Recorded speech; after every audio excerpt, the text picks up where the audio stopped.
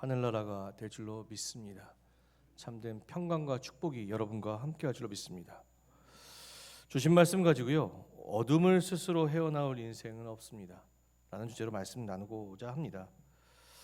중동 지역의 전쟁이 계속되진 올해 4월 가슴 아픈 영상을 하나 보게 되었습니다. 영상의 출처는 팔레스타인 출신 기자로 한 이스라엘 병사가 레바논 남부에 있는 기독교 마을에 있는 십자가 달린 예수상에 그 예수를 끌어내려서 거꾸로 매달아 망치로 그 예수상의 머리를 강하게 부수고 있는 장면이었습니다. 충격적인 장면이었습니다. 도대체 왜 이스라엘 병사는 예수상의 머리를 강하게 내리쳐 부수고 있는 것일까요? 이는 1948년부터 지금까지 계속되어 온 이스라엘과 팔레스타인 간의 분쟁으로부터 시작되었습니다.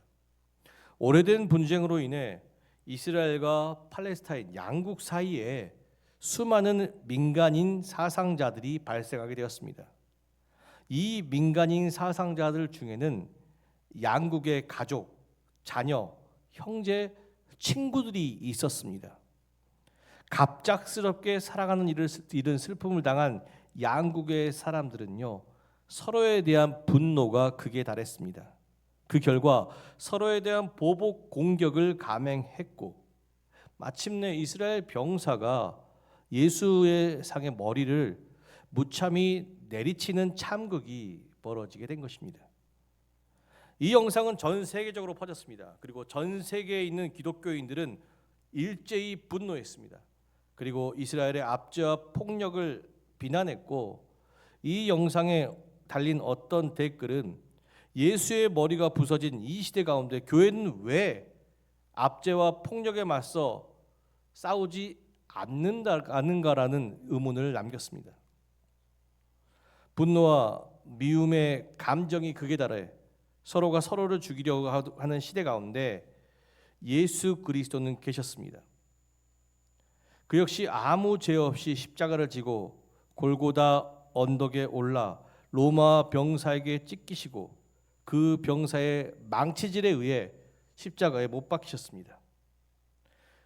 예수님 하나님의 아들이십니다. 충분히 이 상황을 이겨낼 힘이 있으십니다. 그러나 예수님은 아무 죄 없이 찢겨지고 망치를 당하는 이 고통과 훼손의 장소에서 아무런 저항도 하지 않으셨습니다. 사람들은 외칩니다. 왜 예수님 가만히 계시냐고, 왜 침묵하시냐고. 십자가에서 내려와 이 불의한 자들의 억압과 폭력에 맞서서 스스로를 구원하고 우리를 구원해야지 왜 가만히 계시냐고 사람들은 외칩니다. 그러나 예수님은 분노한 군중들에게 향해 이렇게 이야기하셨습니다. 하나님, 저들을 용서해 주시라고. 저들이 아직 자신이 하는 것을 알지 못한다고 말입니다. 사실 이 군중의 외침은 2000년 전 골고다 언덕에만 머물러 있지 않습니다. 오늘날 참혹한 전쟁과 폭력 속에서 아무 죄도 없이 피 흘리고 죽어가는 무고한 생명을 바라보는 우리의 마음속에 이 동일한 질문이 터져 나옵니다. 이토록 분노가 들끓고 부당한 폭력이 난무하는 시대 속에서 도대체 왜 주님은 아무런 저항 없이 십자가에서 죽으셔야만 했습니까? 억울하게 고난당하고 죽임당하는 이들을 바라보며 왜 그리스도의 몸된 교회는 세상을 향해 힘으로 맞서는 대신 무기력해 보이는 십자가의 길을 걸어야만 하는 것입니까?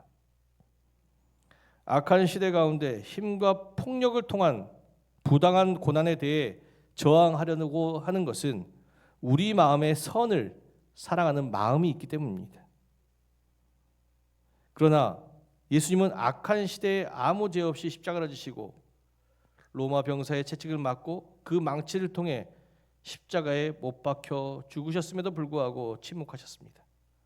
그리고 오늘날 우리에게도, 우리 그리스도인에게도 그렇게 하라고 하십니다.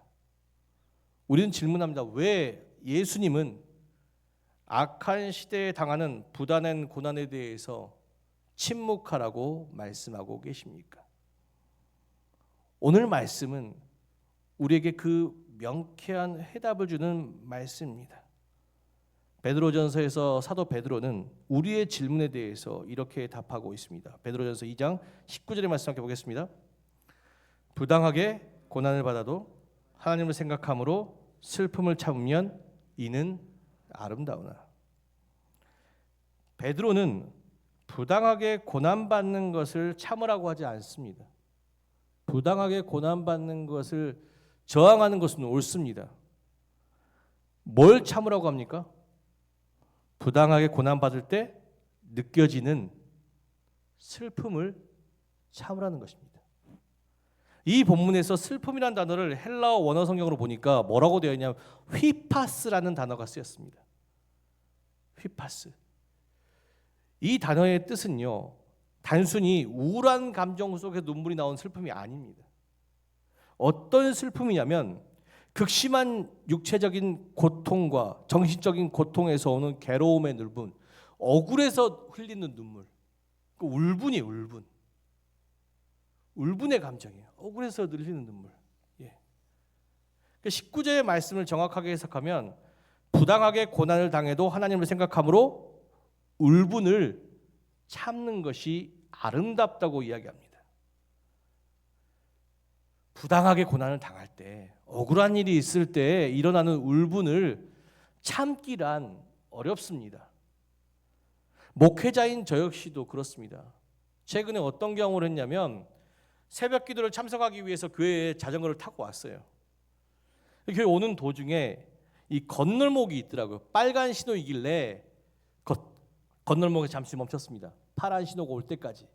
그리고 파란불이 바뀌니까 천천히, 새벽이라 혹시나 빨리 차가 갈까 봐 좌우를 두리번거렸어요. 그리고 천천히 자전거를 끌고 나왔는데 갑자기 오른쪽에서 차량 한 대가 쏜살같이 달려와서 제 자전거 옆에 끽 하고 급정거라는 것이에요. 저도 놀랐고 운전자도 놀랐어요. 당연히 이 상황이면 어떻게 합니까? 운전자가 나와서 사과해야 되죠. 그죠? 저는 파란불에 건넜잖아요. 그 차량 신호는 뭐예요? 빨간불이니까 당연히 운전자가 나와서 아이고 죄송합니다. 다친 데 없습니까? 이렇게 물어보는 것이 상식인데 그 운전자가 차의 문을 딱 열더니 뭐라고 하냐면 나오려면 빨리 나오지 왜 천천히 나와? 이렇게 소리 지는 거예요. 왜? 내가 잘못한 일은 아니잖아요. 내가 잘못한 일은 아니에요. 분명히 지금도 파란불이 깜빡거리고 있는 상황이에요. 그런데 그 사람에게 기사분이 나오더니 왜 빨리 안 나왔냐고. 녹색불 빨리 나와 지나가지. 빨리 지나갔으면 사고가 안 났을 텐데 너 때문에 사고 날 뻔해서 이런 식으로 되어가는 것이에요. 우리나라에 암묵적 룰이 있죠. 뭔 룰입니까? 내가 잘못을 해도 일단 강하게 화를 내면 내 잘못을 감추고 상대방에게 내 잘못을 덮어 씌울 수가 있어요. 그러니까 그렇게 반응한 것이에요. 화를 내야 될까 생각했지만 순간적으로 생각한 게 뭡니까? 나는 전주 신강교회 목사고 새벽 기도를 가는 중이구나. 생각했어요. 그리고 뭐라고 했을까요, 제가? 네, 죄송합니다. 그리고 이제 새벽 기도를 갔는데 문제는 새벽 기도에 인도하면서부터예요. 새벽 기도를 인도하는데 목회자가 말씀의 은혜를 받지 못하고 기도가 나오지 않는 것이에요. 마음속에 뭐가 있었냐면 억울한 마음, 울분이 가득했어요. 그 새벽기도를 끝내고 나서 이제 교회를 하고 나서 제가 이제 정감 나눈 방에서 잠시 눈을 붙이거든요. 그날은 눈이 잠도 안 와요. 누웠는데 잠도 안 와요. 울분이 하루 종일. 근데 문제는 뭐냐면 이 울분이 뭘로 바뀌냐면 원망과 분노로 바뀌기 시작하더라고요. 나중에는 어떻게 되냐면 억울하지만 그 기사분의 이름을 잘 알지 못해요. 근데 그 기사분에 대한 원망이 생기기 시작했고 나중에는 어떻게 생각이 나냐면 그 기사분이 정말 빨리 가다가 사고 나더라 이런 식으로 마음이 그런 제 마음을 발견하게 되었습니다. 그때 하나님께서 주신 말씀이 있어요. 그래서 무슨 말씀이었냐면 야고보서 1장 15절 말씀 함께 보겠습니다. 야고보서 1장 15절 함께 읽겠습니다. 욕심이 잉태한즉 죄를 낳고 죄가 장성한즉 사망을 낳느니라. 욕심이든 울분이든 뭡니까? 우리 스스로 통제할 수 없는 어두운 마음 상태입니다. 그죠? 우리 스스로 통제할 수 없는 욕심이든 뭐 울분이든 이기심이든 교만이든 아집이든 우리 스스로 통제할 수 없는 마음 상태예요. 그런데 그 울분을 참지 못하고 품고 살아가니 뭐가 돼요? 죄가 돼요. 상대방을 향한 분노와 미움과 저주가 되어버렸다는 것입니다. 결국 그것이 뭐예요? 상대방을 죽이고 싶은, 차라리 사고가 나버려라, 그런 감정까지 생기게 되었다는 것입니다. 앞서 보신 예수상을 내리친 이스라엘 병사 분노 역시 마찬가지입니다. 팔레스타인과의 계속된 분쟁과 보복 공격 속에서 아무 죄도 없이 죽어간 이들을 바라보며 그의 마음속에 울분이 가득했고, 그 참지 못한 울분이 결국 뭘로 발전하게 돼요? 죄로 발전하게 돼요. 팔레스타인을 향한 원망과 미움으로 변화되어 결국 서로를 죽고 죽이는 끝없는 전쟁으로 나타나게 되었다는 것입니다. 저 역시 말씀을 통해 이 사실을 깨닫고 회개했어요. 그리고 어떻게 될게요? 울분을 버렸어요. 기사님 건강하실 줄로 믿습니다. 예. 기사님 사고 안 나게 하여 주시옵소서. 예, 그렇게 기도했어요. 예. 베드로가 부단한 고난을 당해도 하나님을 생각하고 슬픔을 참으라는 이유는 그 슬픔이, 그러니까 그 울분이 분노와 미움이라는 죄를 잉태하고 결국 누군가를 원망하고 저주하고 심한 경우는 죽이게 함으로써 뭘 떠나게 해요? 하나님을 떠나게 하는 그런 죄가 되기 때문입니다. 하나님을 떠나게 하는. 그래서 슬픔을 참으면, 부당한 고난을 당하나 슬픔은 당하면 하나님께 아름다운 것이 되고 하나님의 기쁨이 된다는 것입니다.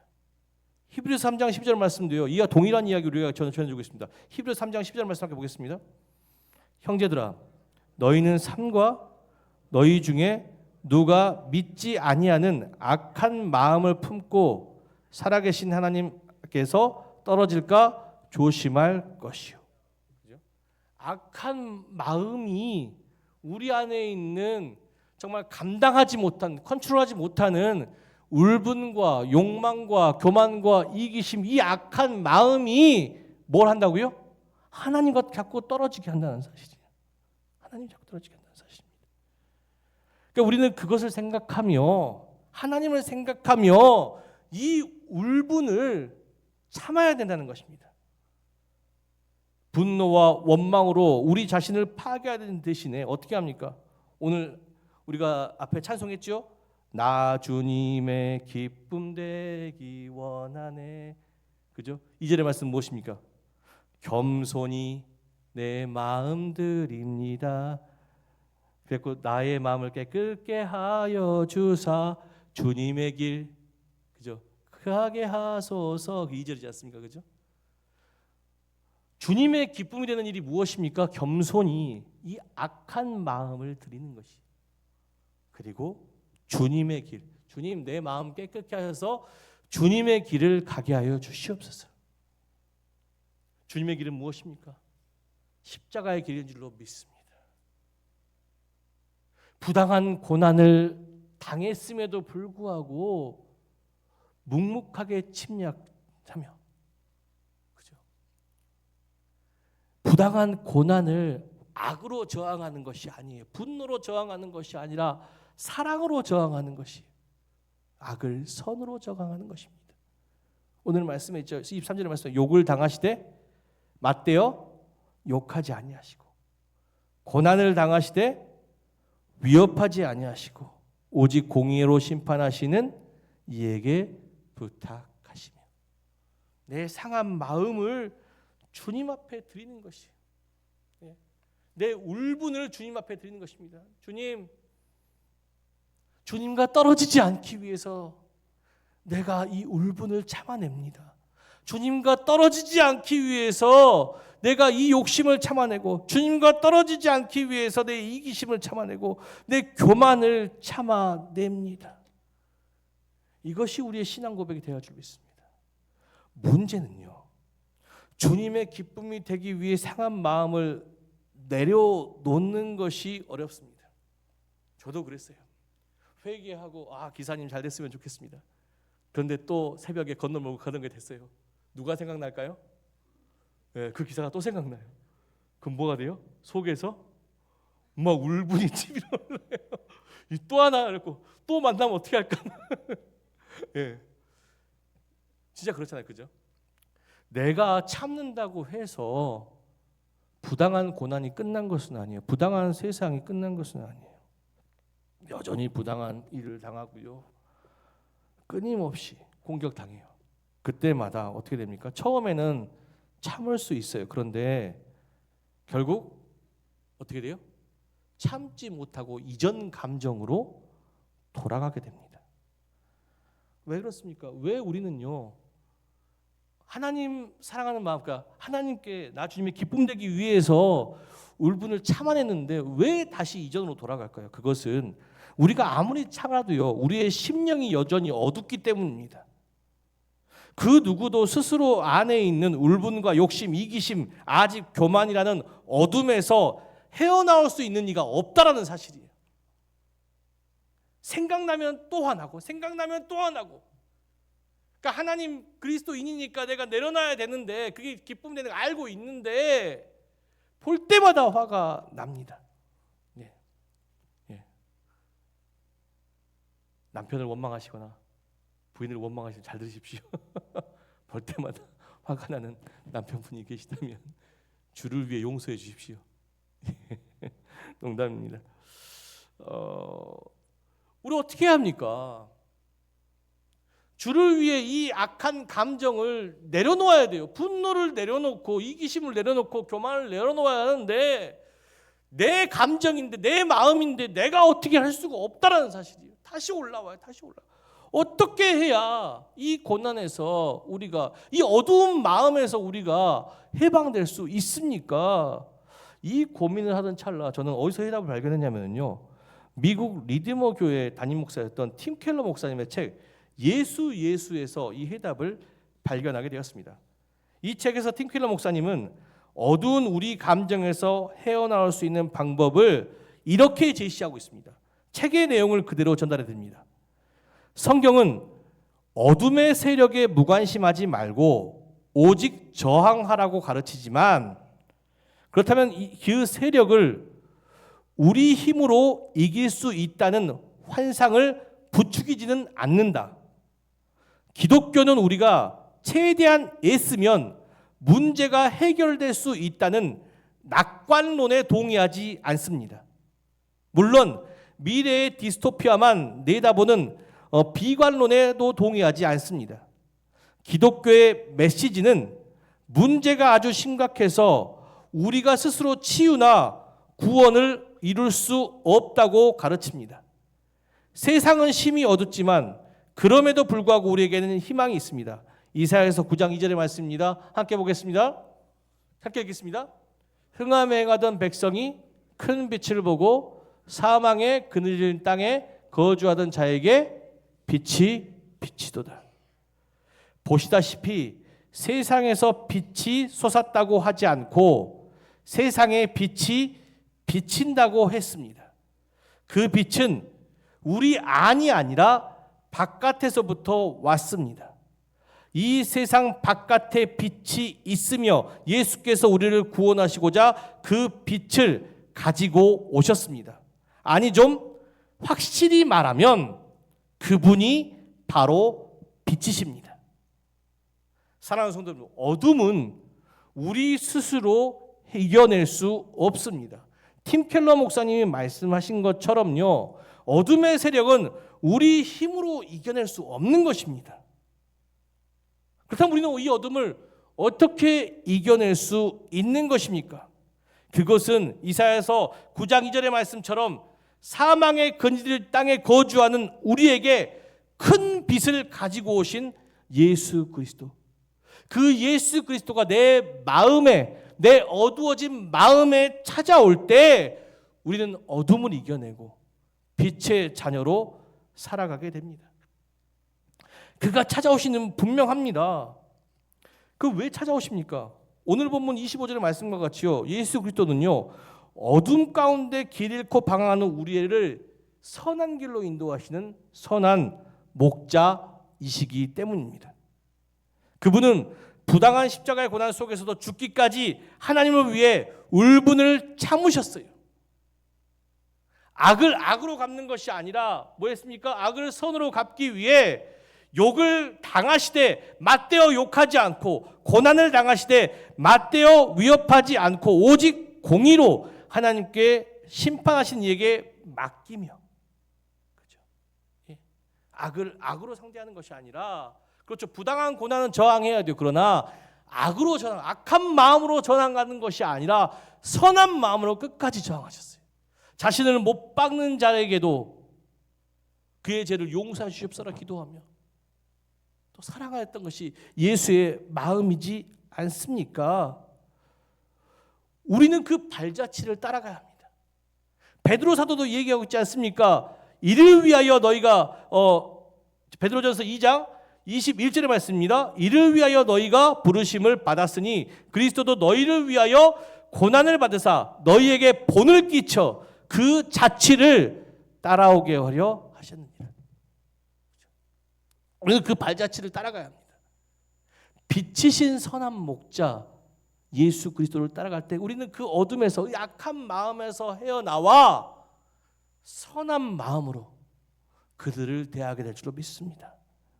부당한 고난 가운데서도 선한 마음으로 이 세상을 바꾸게 될 줄로 믿습니다. 바로 그러한 한 사람이 있습니다. 제가 이 말씀을 묵상하면서요, 최근에 감동받은 한 그림 하나가 있어요.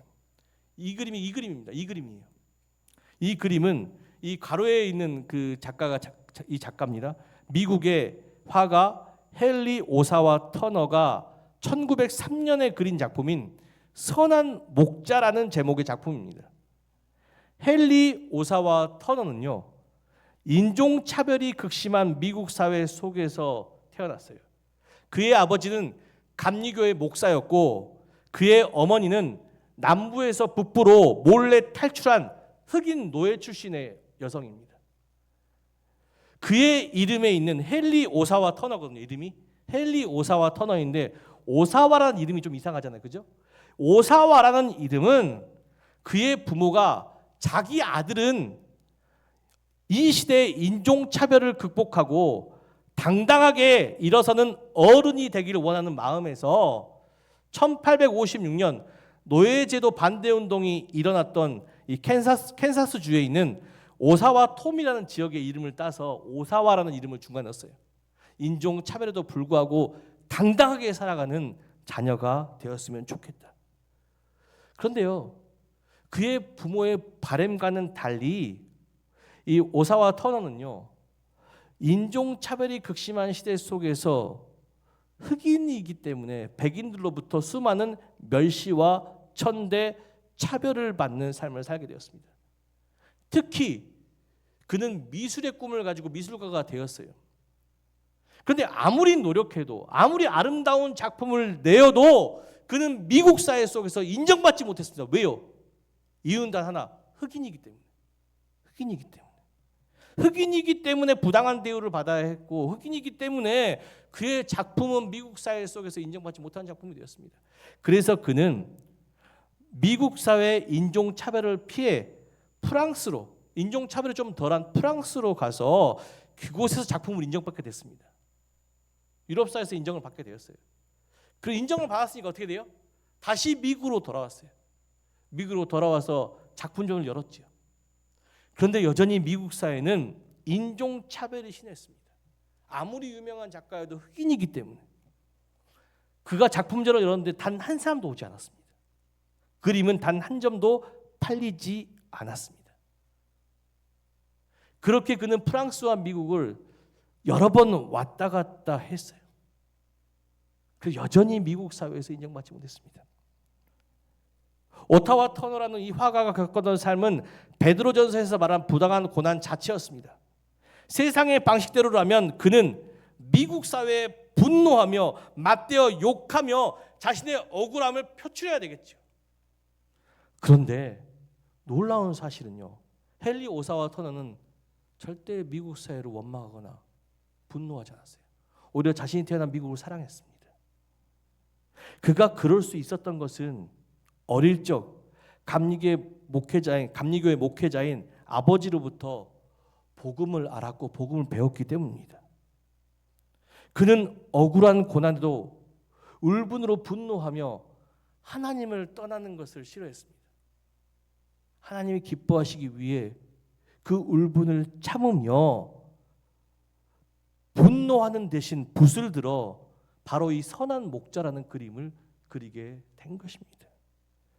이 작품을 보면 칠흑가도 같은 깜깜한 밤에 한 사람이 서 있는 모습이죠. 칠흑가도 같은 깜깜한 밤 무엇입니까? 자기 마음이에요. 자기 마음 상태, 울분이 가득한, 분노가 가득한, 세상에 미움이 가득한 자기 마음 상태예요. 그런데 어찌할 줄 몰라요. 왜요? 차라리 화내면 되는데, 분노하면 되는데, 내 마음을 신앙하는데 그러지 못해요. 왜? 하나님을 사랑하기 때문에. 하나님을 사랑하기 때문에 계속 참고 있어요. 근데 그 참고 있는 그 상황 가운데 누가 찾아오십니까? 어두운 밤, 그렇죠?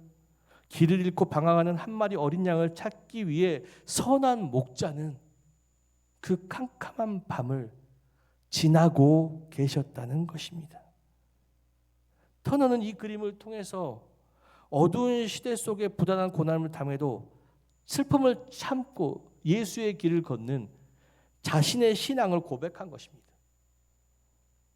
인종차별이라는 부당함과 캄캄한 어둠이 아무리 자신을 억눌려 와도 터너는 믿습니다. 내가 환난을 당하나 보아라, 내가 이기었노라. 우리가 환난을 당하나 보아라, 누가 이겼다고요? 주님이 그 환난을 이기게 하실 것이라. 어둠 속에서 부당한 처우를 받아도 그는 세상과 맞서 싸우는 대신에 자기 영혼의 목자요 감독 되신 주님께 자신의 모든 삶을 온전히 의탁하고, 베드로전서 2장 21절의 말씀과 같이 예수의 자취를 따라 자기 내면의 울분을 참으며 아름다운 그림을 계속 그려냈던 것입니다.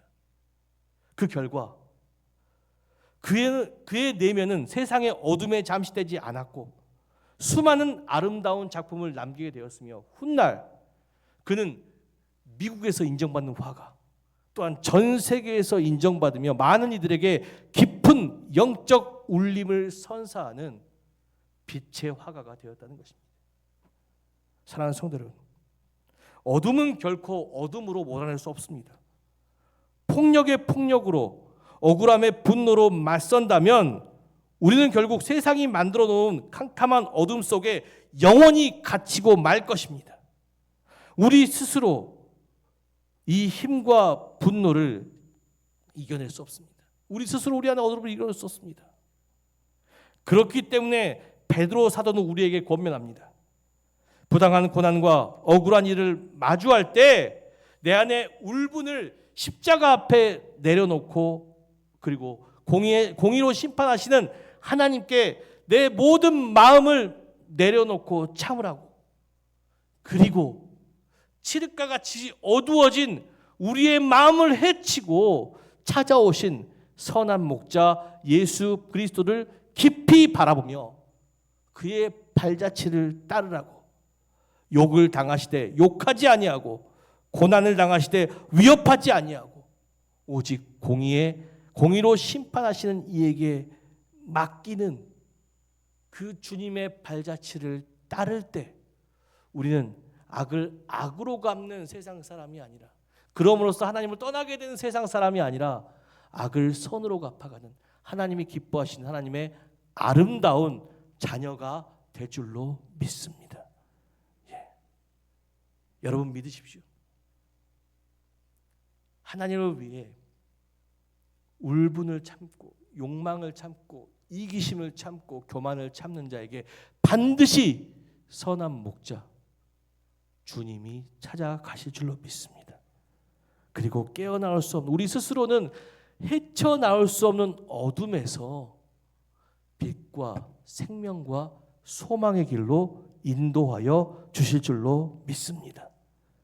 한 주간 이 굳건한 믿음으로 어둠의 시대 속에서도 선한 목자의 품 안에서 참된 평안과 위로를 누리며 악을 악으로 갚는 것이 아니라 악을 선으로 갚아내시는, 분노를 사랑으로 이겨내시고 갈등을 화해로 이겨내시는, 용서와 화해로 이겨내시는 저와 여러분이 되시기를 주님의 이름으로 축원합니다.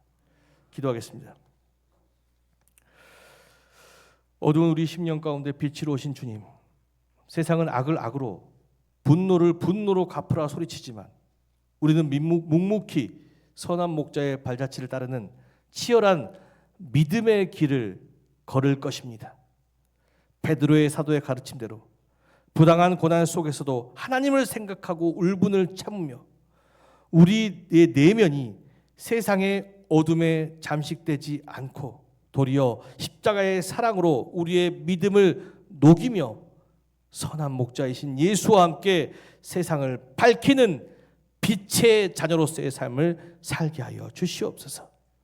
이번 한 주간도 어두운 세상 속에 방황하지 않고 선한 목자 되신 주님의 인도하심을 따라 생명과 빛의 길로 넉넉히 승리하는 전주신각교회 모두가 되게 하실 줄로 믿으며 참된 빛과 구원이 되신 선한 목자, 지금도 우리의 어두운 심령 가운데에서도 우리를 찾기 원하시는 선한 목자 예수 그리스도의 이름으로 간절히 기도드렸습니다.